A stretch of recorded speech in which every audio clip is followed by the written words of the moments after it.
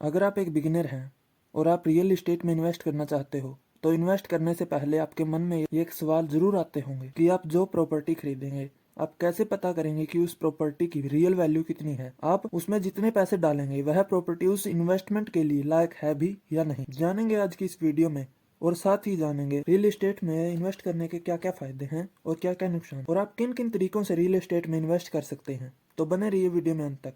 अगर आप चैनल पर नए हो तो चैनल को सब्सक्राइब कर लो। आइए वीडियो शुरू करते हैं। तो पहले हम जान लेते हैं कि रियल एस्टेट होता क्या है। देखिए, रियल एस्टेट शेयर मार्केट की तरह इन्वेस्टिंग का एक तरीका होता है।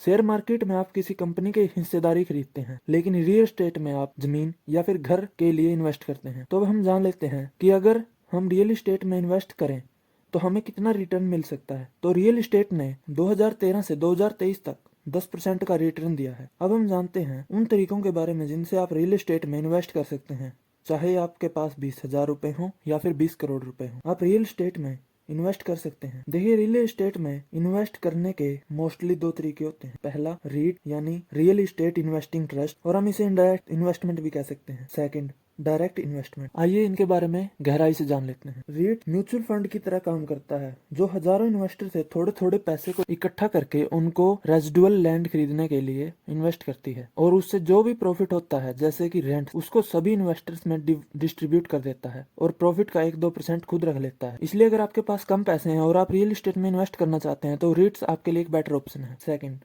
Direct investment. इस टाइप की इन्वेस्टमेंट में आपके पास कम से कम 25 से 30 लाख रुपए तो होने ही चाहिए। इसमें आपको सीधे ही जमीन के ओनर से डील करनी होती है, और ये एक कम्प्लेक्स इन्वेस्टमेंट भी है क्योंकि इसमें आपको पहले तो कोई जमीन या फिर घर ढूंढना पड़ेगा, फिर उसके मेंटेनेंस का झंझट होगा, और किसे घर रेंट पर देना चाहिए और किसे नहीं, और कितने में रेंट पर देना चाहिए, ये अलग झंझट है। लेकिन अगर आप डायरेक्ट इन्वेस्टमेंट करते हैं तो आप वो 1-2% बचा लेते हैं जो रीट्स में देना होता है। अब मान लीजिए कि आपको डायरेक्ट इन्वेस्टमेंट करनी है, तो अब आप ये कैसे पता करेंगे कि उस जमीन की रियल वैल्यू क्या है, या फिर आपको वो घर खरीदना चाहिए या फिर नहीं खरीदना चाहिए, ये आप कैसे पता करेंगे। आइए जानते हैं।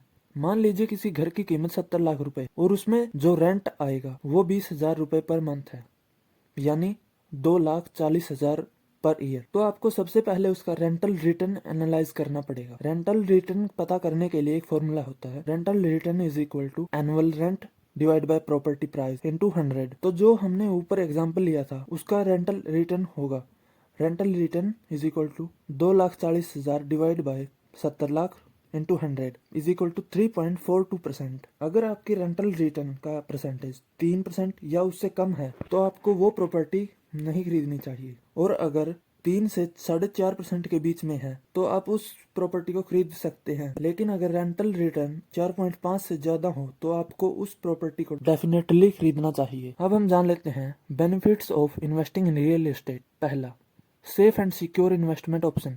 नंबर 2, हमें मंथली इनकम आती रहती है जैसे कि रेंट से, हमें डिसेंट रिटर्न मिलता है। फोर्थ, हमें टैक्स बेनिफिट्स भी मिलते हैं रियल एस्टेट में इन्वेस्ट करने पे। अब जानते हैं disadvantage of investing in real estate. Number 1, इसमें इन्वेस्ट करने के लिए आपके पास बहुत सारा पैसा होना चाहिए। अगर हम प्रॉपर्टी बेचने जाएं तो काफी समय लगता है और बहुत सारी लीगल फॉर्मेलिटीज भी पूरी करनी पड़ती है जिसमें काफी समय लग जाता है। और अगर आपको वीडियो में दी गई जानकारी अच्छी लगी हो तो वीडियो को लाइक और चैनल को सब्सक्राइब करना न भूलें, क्योंकि सिर्फ इसी चैनल पर आपको मिलती है कम समय में ज्यादा पर्सनल फाइनेंस से रिलेटेड नॉलेज।